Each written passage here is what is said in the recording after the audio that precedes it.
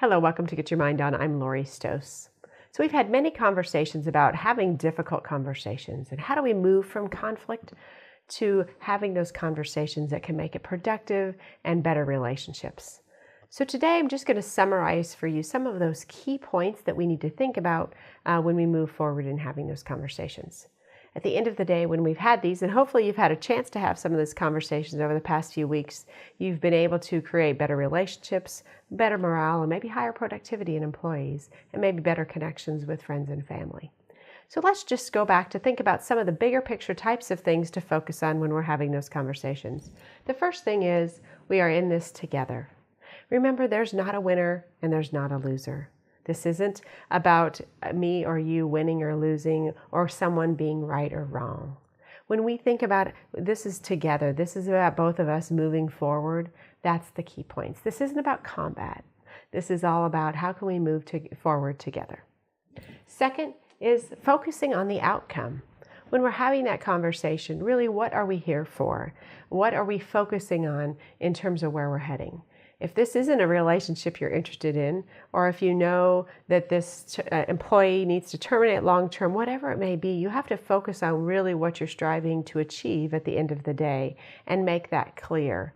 Sometimes we have a tendency to get too involved in the emotion and we really don't step back and say, what is the outcome that we're working to accomplish?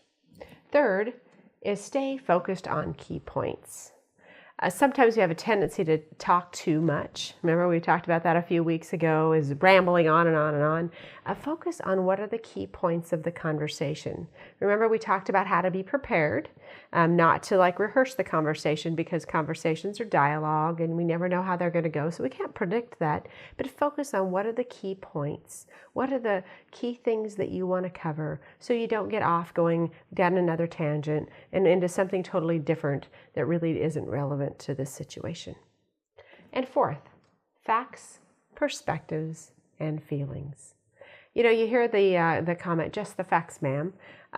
Facts are great, but that isn't to the deep heart of everything. We can sit here and talk about the facts of a situation that had happened with a client or happened in a situation with a family member or friend, but we really have to go deeper than that.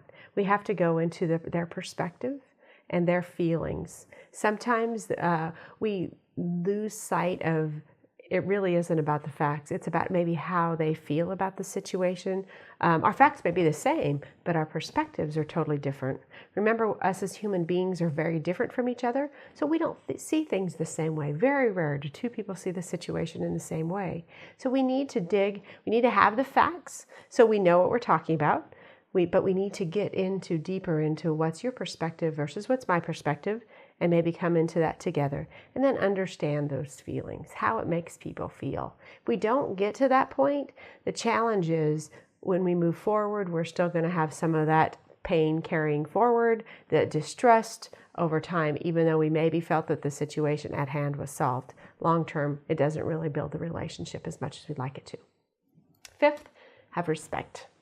Respect is really important as we go through these conversations with people, but first you have to think about your respect for yourself. When you show up and have these conversations, you need to be confident in who you are and how you feel.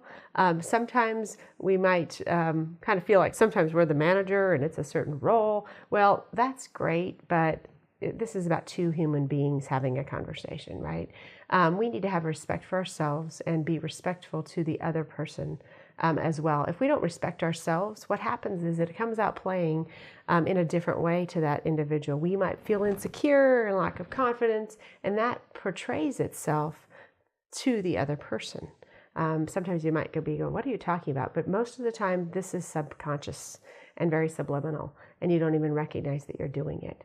So that respect is critical, and make sure you really think about that individual and respect them as a human being. And that kind of takes into consideration number 4, when we talk about those feelings or those types of things, because you need to respect that you may not agree with them, but this is an agree to disagree as we move forward. So when you think about these 5 key points, these are just nice reminders for us to think about when we're having those difficult conversations.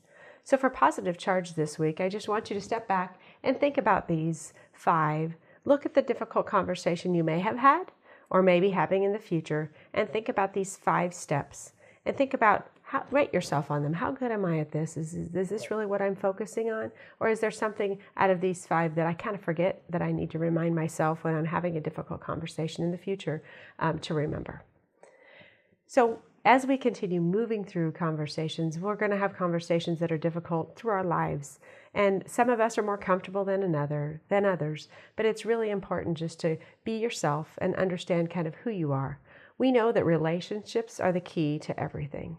Building relationships should be fun, it should be exciting, it should be engaging, but sometimes it's difficult. But when we get through these difficult conversations, it really takes that relationship to a new level. Thank you for joining us today, and remember to get your mind on.